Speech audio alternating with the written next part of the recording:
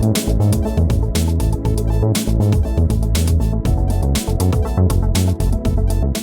behavioral healthcare providers. What are the top items preventing you from generating consistent reimbursement from private insurance carriers? So just like I was mentioning earlier, going in-network is definitely a way to maximize reimbursements in some cases where money is not coming to you directly, where it's going to the patient.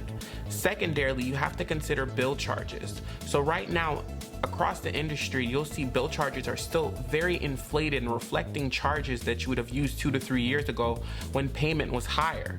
So now payments have lowered, and so if you want to set yourself realistic expectations of your reimbursements, lower those bill charges. It also assists insurance carriers when they're looking at you and they're seeing a charge for PHP at $2,000 when you know your payments coming in are at $5,000.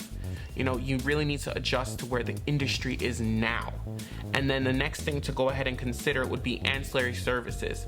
So things like intakes and psychotherapy, especially on the higher levels of care. Sometimes people miss out on those because they go straight into detoxification or they go straight into residential.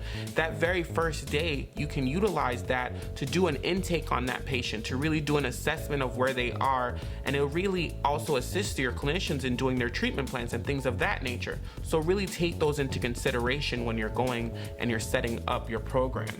And then from there, is also the consideration of mental health.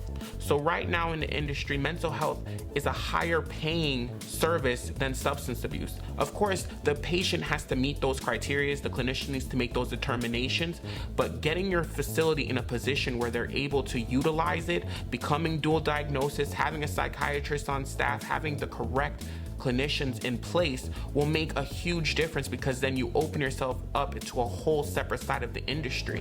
Insurance carriers view mental health in a much better light than they do substance abuse, and so it is something to consider. Of course, every case that comes across your desk won't have mental health, but as we know in this industry, and you can ask many clinicians who work in it, mental health is and tends to be the primary for many, if not most, of the clients that you see on a day-to-day basis, and you could be maximizing on that, and that will also allow you to assist them in their treatment and better their life.